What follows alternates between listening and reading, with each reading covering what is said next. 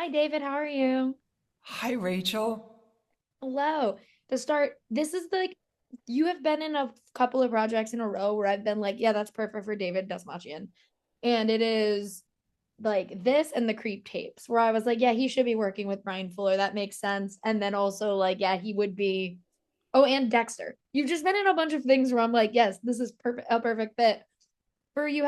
How is it as an actor when people like think like yes that's perfect or like yeah I really wanted to see what he does in a project like something like Dust Bunny. You're making me very happy right now. It makes me feel really good. Like, it's hard sometimes to feel like you deserve it. Mm-hmm. Sometimes I get really bad imposter syndrome, and I'm like, I'm so lucky. I know people who are 10 times more talented than me, 100 times more better looking or interesting looking, with 100 times more versatility with their bodies, with their talents, with their gifts. And then the fact that I get to work in so many incredible spaces and creatively get to express myself with so many wonderful characters written by so many amazing writers and guided by so many gifted directors, I get like overwhelmed sometimes. And I'm like, so when you say something like that, it just makes me feel like just deeply grateful. I don't know how else to describe it when somebody says like, "Oh, you're perfect for that," or "Oh," because I've also lived on the other side of that. I've had the experience where it's like I got cast in something and everybody went, "Awful idea." Like terrible feeling. And when that happens, you have to go, okay, remember, you're not doing this for everyone's approval. You're doing this because you have a job to do and you love acting and you're going to bring what only you could bring to this role. And you're either going to, you're either going to help manifest what this story needs or you're not, but you got to go for it. And so these moments are like, I take what you just said and I put it in here so that the next time somebody goes, oh, he's so like, why would he? Ugh? And then you're like, meh. Remember what Rachel said? Remember, well, as I've slowly been realizing that like imposter syndrome I think is just comes for us all, because I was like talking to another actor about it and we were like relating and I'm like okay great, we're all just living in a world where we're like cool, we none of us think we're where we're supposed to be even though we deserve it. But with this movie, it is like truly so much fun watching both you and Mads get to have like fun as these, not like, well they're both kind of versions of hitmen, but it is so much fun watching how you guys are different from each other and get to like exist within this Bryan Fuller-esque world. And for you, how much fun is it, like trying to be a serious hitman but like holding on to the side paneling of a wall, or like just yelling stuff at Rebecca and like getting to have those kind of moments in a movie where it is like messing with reality in a lot of fun ways. I keep saying this, but like nobody makes movies like this anymore. And I'm Mm-mm. so grateful. Bryan Fuller is the manifestation of all these different things that I love so much about the imagination and creativity. He is, you know, um, I don't know.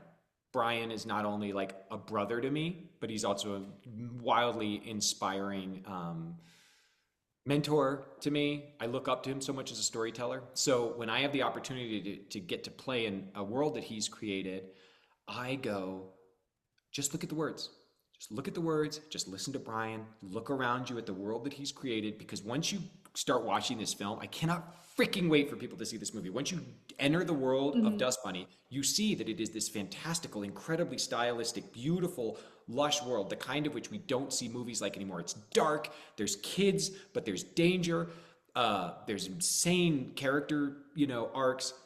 But I was like, oh, this guy that I get to play in this highly stylistic world is actually stylistically and incredibly ambiguous because he needs to be able to just slide through the commuter trains to work and the restaurants and these alleys and the parks because he can't be noticed because he has to be able to come up upon you and Mm-hmm. just slip his gun to the back of your head. And I love that Bryan didn't just stop there.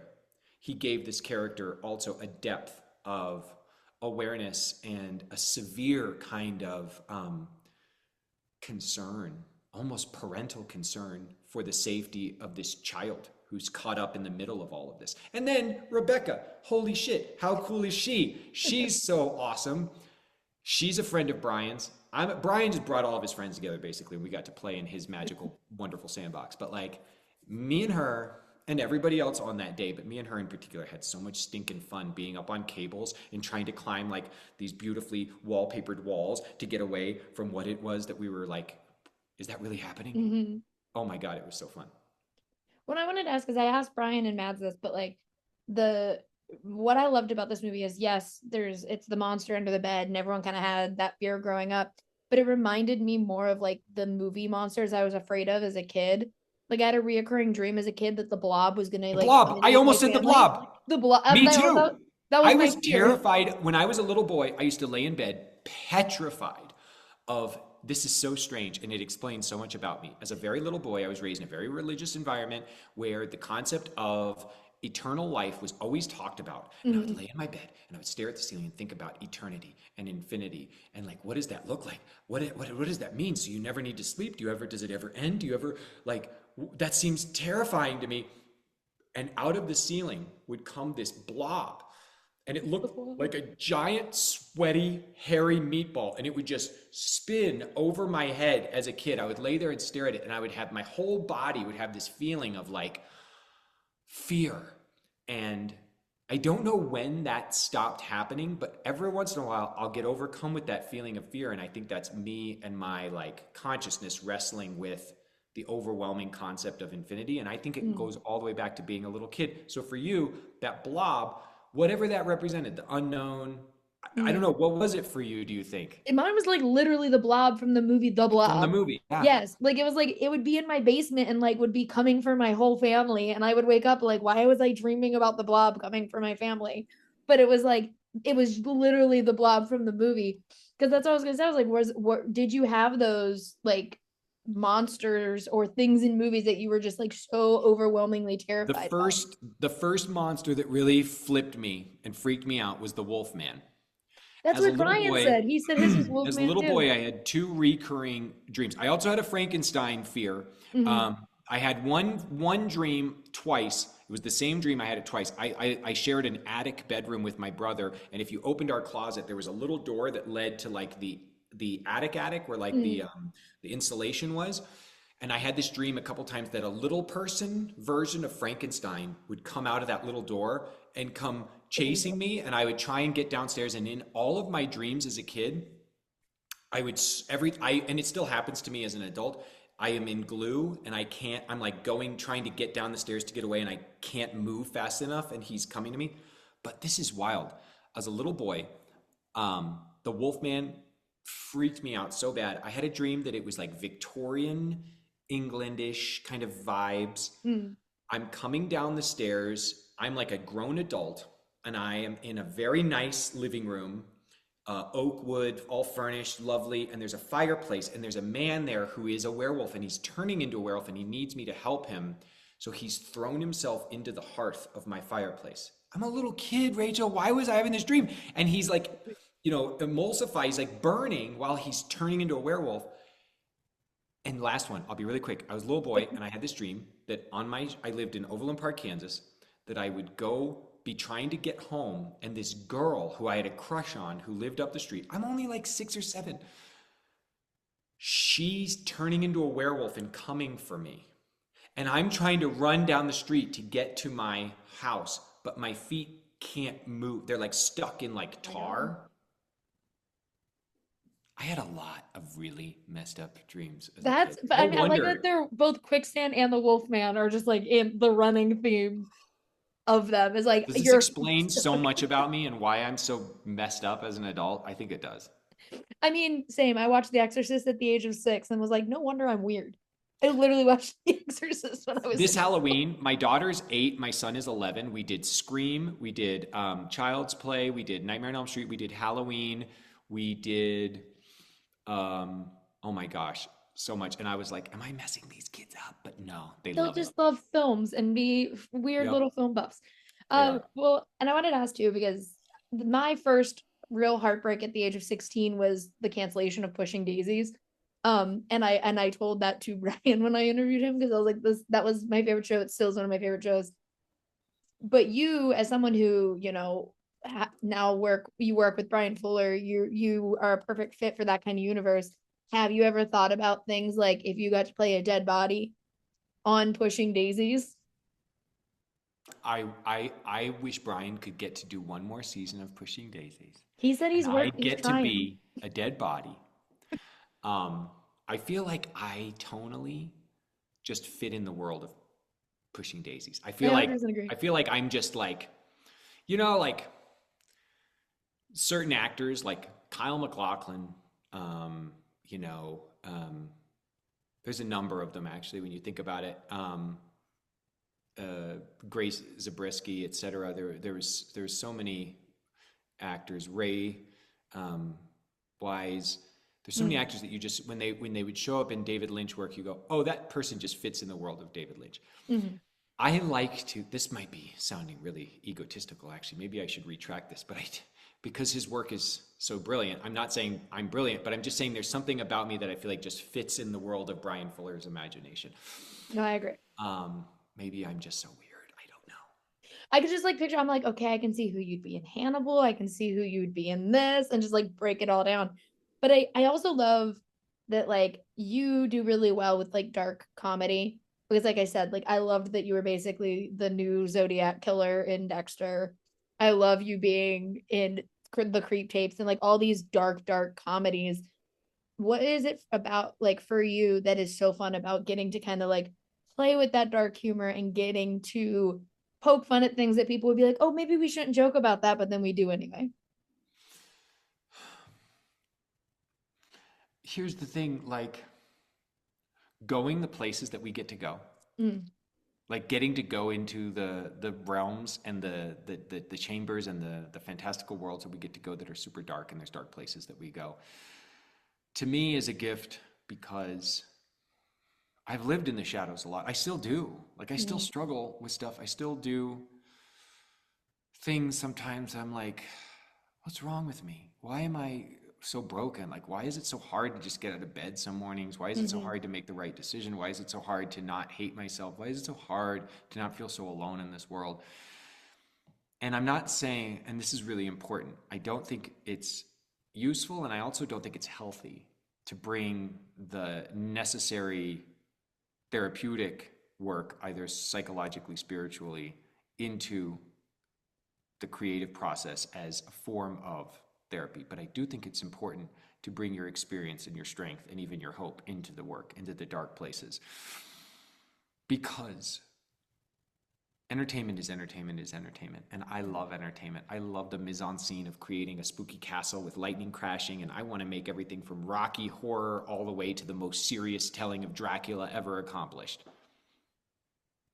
But the castle and the spider webs and the costumes is the fun to me. But if you don't have the thing underneath, the beating heart of something Mm-hmm. real, authentic, that can connect with people, it's just boring. And so to be the best storyteller possible, I do want to imbue all of that darkness into the work, but I also think it can be, and this sounds so pretentious and lame sometimes, but I love the idea of being so good at storytelling that somebody watches some vampire, whatever the story is that I'm trying to manifest, and they walk away from it, or a movie like Dust Money. Mm, And they remember what it felt like to be a kid and to be not believed. They remember what it felt like to be an adult and not believed. They remember what it felt like to be an adult and to discover that the things that you were pretending didn't exist really did, and it could scare the crap out of you, even kill you. Because to me, the ultimate goal is to make people feel a little less alone.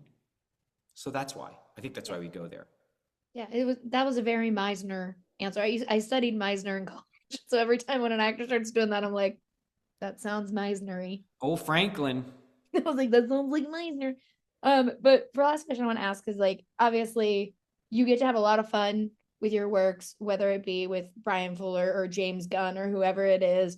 You get to like lean into horror. You just said like all these things that you want to do. What for you is the most exciting thing about putting a new project out there and letting people get to see a different side of you as a performer because you get to kind of constantly change how people perceive you in these things? it's it's getting more fun. It's also getting more scary because I'm getting better at talking to myself. And the self-talk that I used to do, like the inner critic, especially when I was really wrestling with some manifestation and exhibition of more like BPD behavior in the past, when I was hyper, compulsively controlling and like struggling so intensely with my anxiety that I would like get so tightly wound, and inside it was like, they're gonna hate it, they're gonna hate it, they're not gonna like you, they're not gonna like you. Now, thankfully, I'm getting to a point where it's like, oh shit, like people have certainly seen me be creepy, be serial killer vibes, be whatever, but like they've never seen this twist on it. And how fun is it going to be, considering that I do have now an existing body of work behind me, that I'm entering a space? I'm not just somebody you've never seen before. As much as I wish I could be Lon Chaney and I wish I could show up on screen and you could be like, who is that guy? I've never seen that guy before. You're still going to be like, oh, that's Polka Dot Man. Oh, that's Bob Taylor from Prisoners, or that's the dude from The Dark Knight. That's the guy from MacGyver, whatever people think, whatever they associate me with, that brains are going to do that. It's just how our brains work. So what would be so fun for me is when you see me show up in something, you're like, well, I know where this is going. And then they go, and that is also something that I don't have much control over because it's the writing. How cool was it in Dexter that I got to play? Well, I guess everyone's seen it at this point. Is it a spoiler? I got I to play literally talk about twins. How that show cool all is the time. that? That in Dust Bunny, I get to play an assassin who is as inconspicuous as you. I mean, he's like the most inconspicuous, stylistically inconspicuous. He blends into the wall. Mm. He just looks like another accountant, but he's a master assassin and he has a conscience. Um, yeah. Oh shit. I'm doing a movie right now that I'm shooting as we speak. That like, I hope to God, if I do my job right, as soon as I step on camera, you, Rachel, wherever you are, you're sitting there watching a movie and you're like, gross. Oh God, this is no. I don't want to see. Dave Dastmalchian's going to be, and then hopefully I get so under your skin that I can shock and surprise you with it. We'll see. We'll see. Well, I can't wait. I always love when you pop up and stuff. So thank you so much for talking with me today, and I can't wait for everyone else to get to see Dust Bunny. I think it's such a fun movie. Thank you. Thank you. Have a great I'm day. really proud of it, and I'm really grateful that Bryan is my friend. He's been the last 2 years were very, very, very hard for me in many ways, just personally, and I felt interestingly at the cusp of success. Like just as Late Night with the Devil was coming out, and everyone was like, "Oh my God, you finally got a big hit on your hands." Privately, personally, I was in the most shocked and awed and difficult place I'd ever been. Like my whole world one day just got completely turned upside down. And I was like, I have no idea how I'm going to make it through this. And I would just talk to Bryan all the time on the phone because I was in a different country. And, and now getting to like make art together that is so satisfying and gratifying, especially as our little circle, our little coven of witchy artists continues to expand with the Boulay brothers and Twin Temple and the Flanagans and all of our special friends that we love so much. Today's a great day to celebrate it all, and Yes, grateful for good friends. I love the witchy vibes. I And cannot thanks. I wait. love Mary Sue. Oh, thank you. Well, thank you so much for talking with me, and I can't wait for everyone to see the movie. Thank you.